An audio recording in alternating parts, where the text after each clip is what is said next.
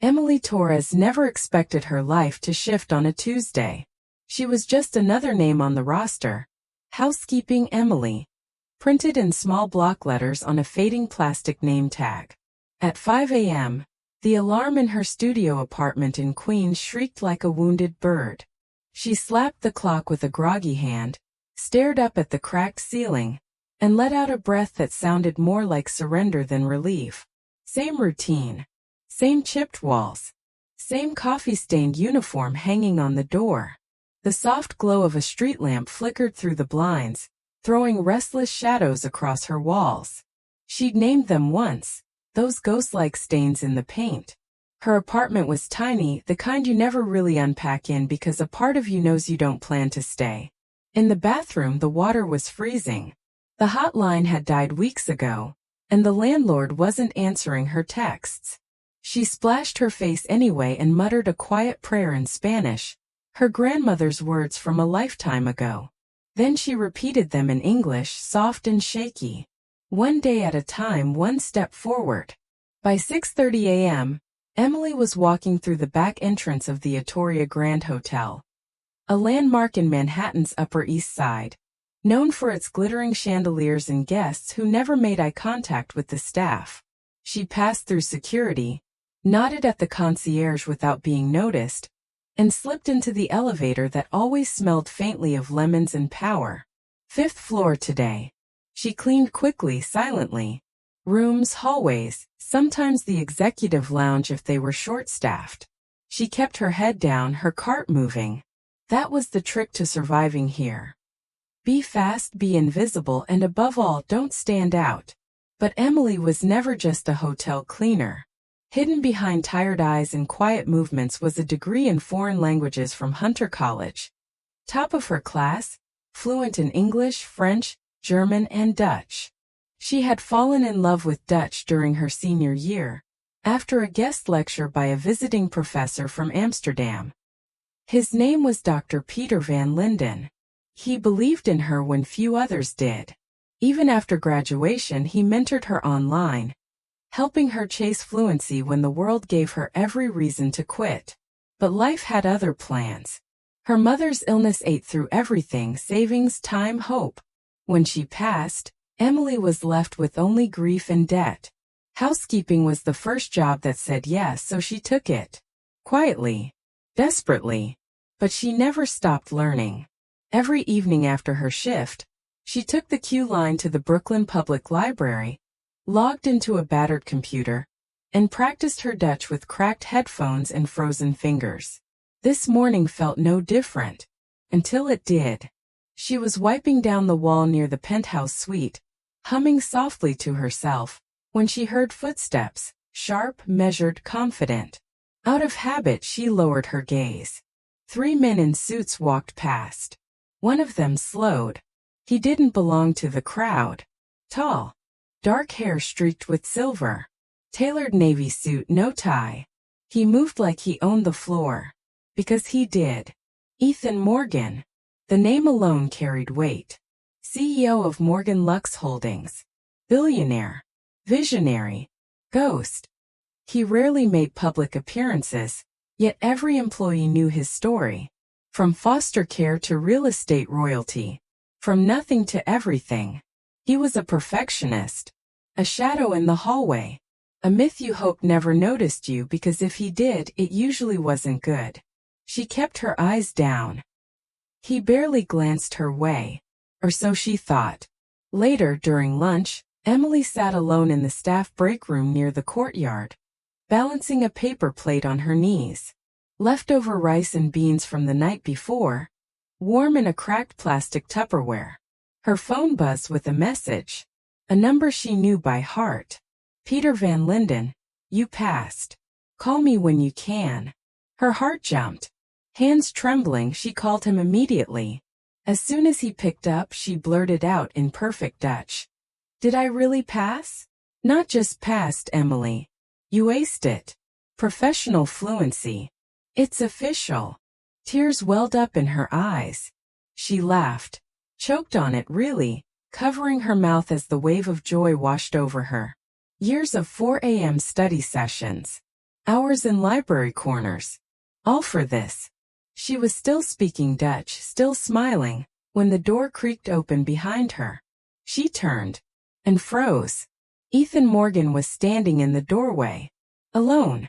He raised one brow, not in judgment but in curiosity. "Didn't mean to interrupt," he said, his voice low, smooth. "Were you speaking Dutch?" Emily shot up from her chair like she'd been electrocuted, dropping her fork in the process. "Yes, sir. I'm sorry. I was just on break." He didn't move. Didn't smile. Just studied her. "Where did you learn it?" I studied languages in college. Dutch it's my passion." She hated how small her voice sounded. She hated that she couldn't meet his eyes. She hated that she still expected to be scolded, dismissed. But instead there was silence. Then he asked, "What's your name?" "Emily. Emily Torres." He repeated it once. Slowly, like he was trying it on. "Emily," he said again, then gave a small nod. "Thank you for your time. Enjoy your lunch." And just like that he left. She stood there, stunned. The door clicked shut behind him. Her food was still warm. The phone still in her hand. What had just happened? She told herself it was nothing. A moment. A fluke. But deep down, a whisper curled in her chest like smoke. "He heard you." Emily didn't sleep that night. She lay on her back, eyes wide open, staring at the ceiling that suddenly seemed a little less heavy. Her phone was still on the pillow beside her, the words from Dr. Van Linden glowing faintly on the cracked screen. "You aced it." Her brain wouldn't stop replaying the moment. Ethan Morgan. In the break room. Asking about her language skills. Using her name. Emily. He had said it with such weight, like it mattered. Like she mattered. But what did it mean? She wasn't naive. She knew powerful men didn't randomly stop to speak to housekeeping staff unless something was wrong. Had she said something out of place? Had she broken protocol? Did he overhear more than he should have? By morning, the anxiety had returned like a storm cloud.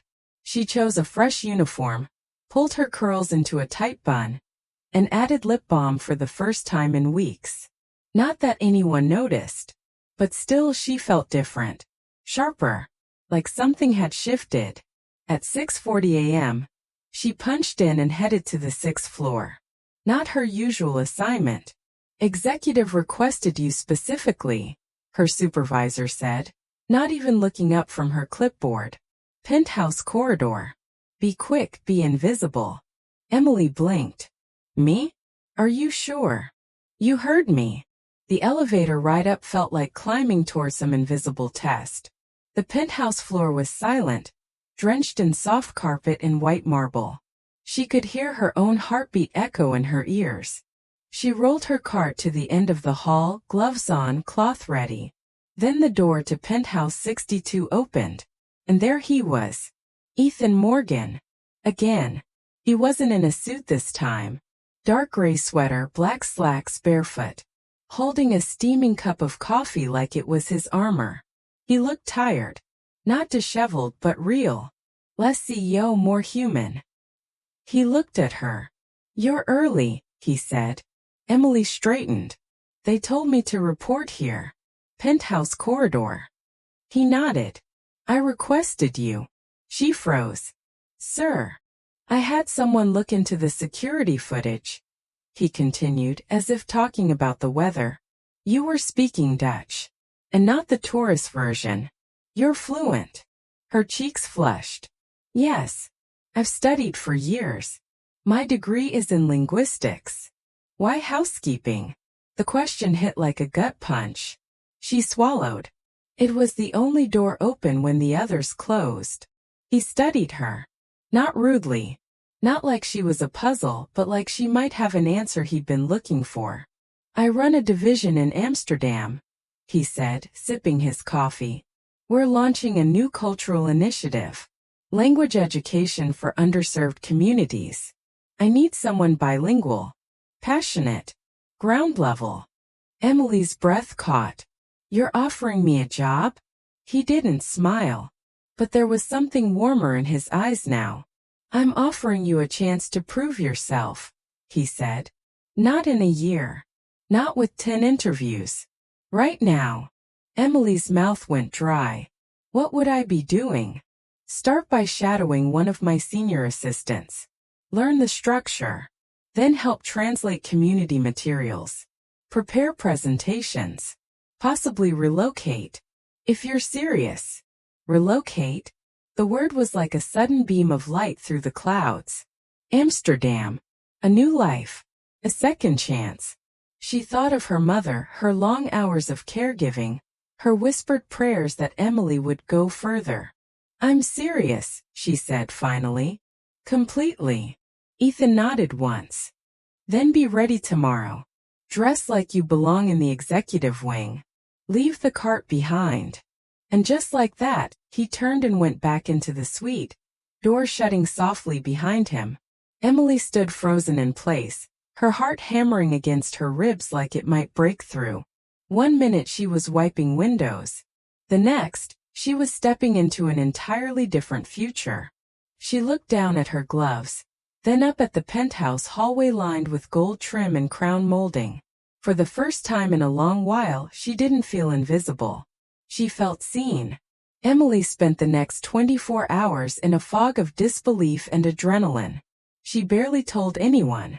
Her mom thought she was just working late again.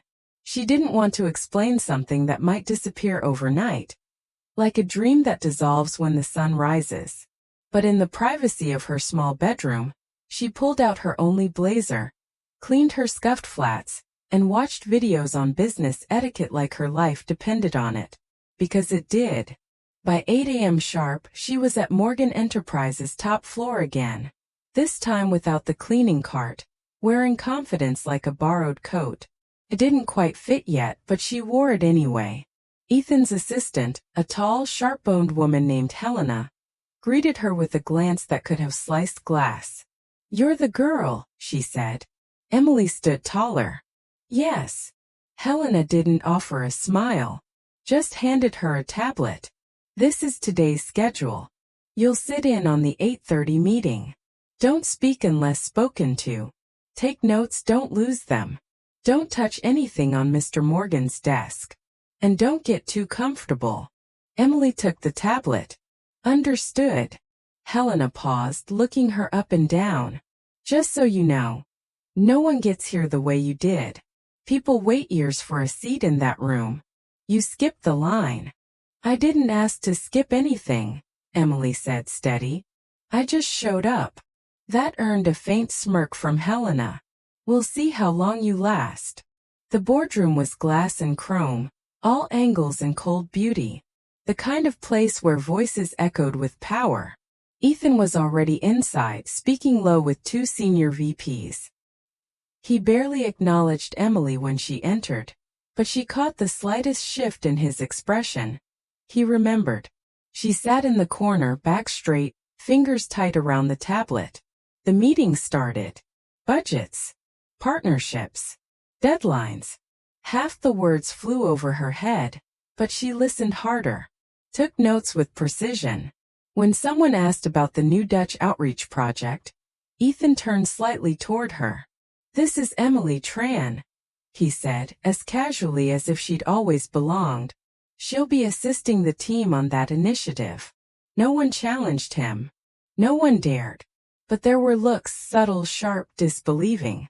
After the meeting, Ethan didn't say a word to her. Just walked out with his usual fast, quiet power. Emily followed Helena back to the assistant's bullpen. Impressive note-taking, Helena said flatly. Let's see how long it lasts when the hours stretch and the glamour fades. Emily said nothing. She just opened her tablet and began organizing the notes by theme and action item, color-coded for clarity. No one told her to. Just felt right. By 4 p.m., Helena handed her a file. Mr. Morgan wants you to translate this presentation draft into Dutch by tomorrow morning. Emily flipped through the thick packet. It was full of technical terms, business jargon, and regional dialect phrases. It would take most people 2 days. Maybe 3. She nodded. I'll have it ready. Helena raised an eyebrow. You sure? Emily met her gaze. Yes. She stayed at the office until nearly midnight, working in an empty corner under flickering lights, the only sound the hum of the city outside. But she finished it. Every word. When she finally stepped out into the cool night air, exhausted but electric, she realized something. This wasn't just about a second chance anymore.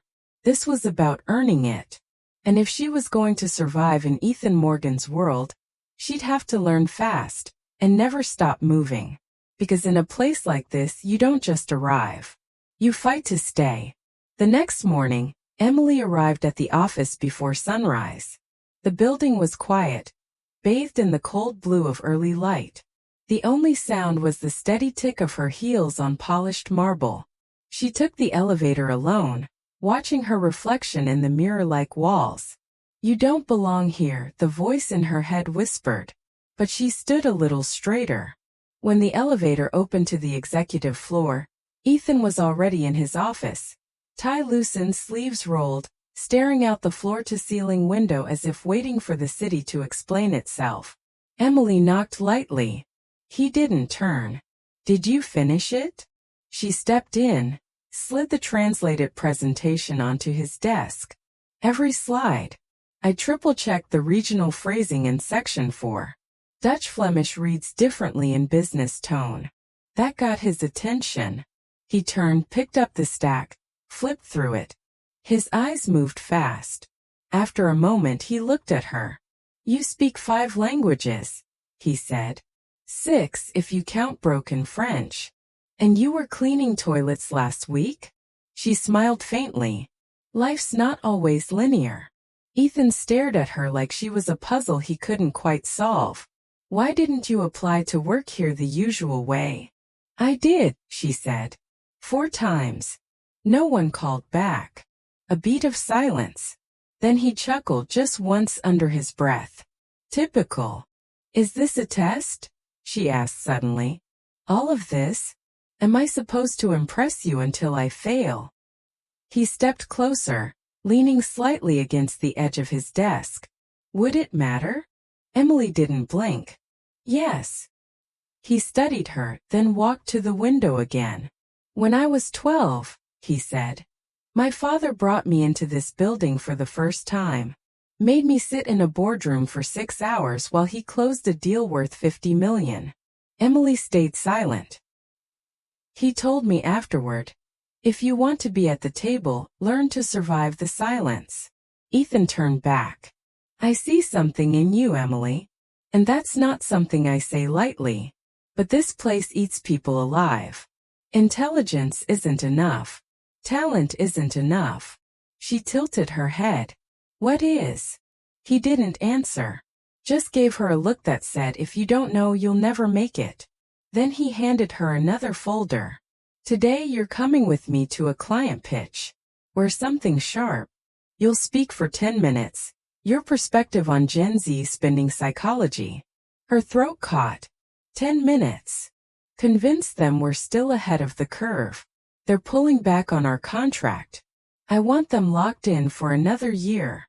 Emily hesitated for half a second, then nodded. What time? Car picks us up at 10. He moved past her, grabbing his coat. Oh, and Emily? She turned. I don't like losing, he said, quiet and serious. Don't let me regret this. The pitch meeting was in a towering glass skyscraper across Midtown. As they rode in the sleek black car, Emily reviewed her notes. Her nerves buzzed like caffeine in her blood. Ethan sat beside her in silence, tapping something into his phone, completely unreadable. You always test people like this? She asked finally. He didn't look up. Only the ones who matter. And if I blow it? Then I'll know. They stepped out into a lobby that smelled like money. Fresh stone, soft leather, polished pride. The conference room was packed. 12 board members. Suits like armor. As like scalpels. Ethan introduced himself with 3 calm sentences. Then he gestured toward her. And this, he said, is Emily Tran. She has something you'll want to hear. Every head turned. Emily swallowed her fear, walked to the front, clicked the remote. The first slide glowed behind her. The loyalty myth. What Gen Z really cares about. She took a breath, then began. She spoke about values over brands, about authenticity, digital fluency, emotional precision, about why flashy ads were losing to raw creators, and why product loyalty was being replaced by community trust. She told them a story about her little sister, about TikTok cycles, about how Gen Z sees through false narratives in 6 seconds flat. She didn't read her slides. She owned them. By minute 8, half the room was nodding. One man actually smiled. When she finished, there was silence. Then quiet clapping. Real, restrained, but genuine. Ethan smiled. Subtle but real. Outside the building, as the car pulled up again, he said, "You gave them exactly what they needed to hear. You made it feel like it came from them." "People trust mirrors more than megaphones," she said. He looked at her. "Where did you learn that?" She shrugged. "Working at the coffee shop. You hear everything when no one sees you." They rode in silence for a few blocks. Then he said, almost to himself, "Maybe this wasn't a mistake." She glanced at him. "You still don't trust me, do you?" "I trust data," he replied. "People? I trust patterns." She leaned back. "Well, I guess we'll see what pattern I fall into." The car pulled into the garage. The elevator ride up felt strangely weightless. Before stepping out, Ethan turned to her. "Don't take this the wrong way," he said. "But I didn't bring you in to help you." Emily raised an eyebrow. "Why did you?" He paused. Something flickered in his expression. "Because I need something I can't define. And for some reason I think you might be it." He stepped off the elevator without waiting for a reply. Emily stood there alone, heart pounding. What does he mean, can't define? And why did it feel like the real test hadn't even started yet? Emily wasn't supposed to be on the 49th floor. Technically, no one below VP level had clearance. But the keycard Ethan gave her earlier, he said it was temporary access for a special project, flashed green. The door clicked. She hesitated, then stepped in. The hallway was different here. Colder. Too quiet. The kind of silence that didn't happen in the rest of the building. Like sound itself had been filtered out. She walked slowly. Every door looked the same, sleek, black, unmarked. Then she saw it. One door slightly ajar, a thin line of white light spilling through. Emily pushed it open. Inside was a room she hadn't expected. Not a boardroom, not a lab, not even an office. It was a vault. Dozens of screens lined the walls, surveillance feeds from every floor. Conference rooms, break areas, even the elevator. And at the center, a single desk with a digital file open on the screen. Her name was on it. Tran Emily. Clearance code 7X. Observation initiated June 4, 25. She scrolled. Every moment since she walked into the building was logged. Her coffee run, the mistake she made on the contract draft, even the conversation with Ethan in the car that morning. There were audio files. Transcripts. She felt a chill run down her spine. They've been watching me. Then she saw the section labeled Projected Use Case. Adaptive Human Asset. She clicked. The paragraph that loaded made her blood freeze. Candidate shows high malleability and psychological response to strategic pressure. Potential for integration into behavioral modeling program. Phase 2 testing will include simulated ethical challenges. Monitoring recommended for emotional anomalies. "What the hell is this?" she whispered. "You weren't supposed to see that," a voice said from behind her. She turned. Ethan. No suit. No smile. Just standing there, eyes darker than she'd ever seen them. "You've been using me," she said, heart pounding. "We've been studying you," he corrected calmly. "There's a difference. You said I mattered. That I was different. You are, he said. That's the point. She backed up. You lied. No, Ethan said, stepping into the room. I just didn't tell you everything. The door slid shut behind him with a hiss. You're not just smart, Emily. You adapt under pressure. You improvise. You charm. You deceive when needed. We haven't seen those traits in a new hire in 5 years. She stared at him, betrayal burning in her throat. What is this place really? What do you do here? He was silent for a beat. Then, we build the future. And to do that, we need people who can survive it. She shook her head. You don't build the future by breaking people. He gave her a long look. Some people break. Some people become something else. He walked past her toward the console and hit a button. All the screens shut off at once. The door behind you still works, he said. You can walk out right now. Forget this. Go back to your little apartment and your sister and pretend none of this ever happened. Emily didn't move. Or, he said, you stay. You finish what we started. And you find out just how far you can go. Silence. Her hands were shaking. But her voice wasn't. What happens if I stay? Ethan looked at her. His answer was quiet. Then everything changes. 1 month later. The boardroom was full. Ethan sat at the head of the table. All eyes were on the young woman beside him. She wore a black suit. Hair pulled back. Calm. Composed. She leaned forward and tapped the screen. Let's begin, Emily said. Her voice didn't tremble. The test was over. Now she was the one giving it.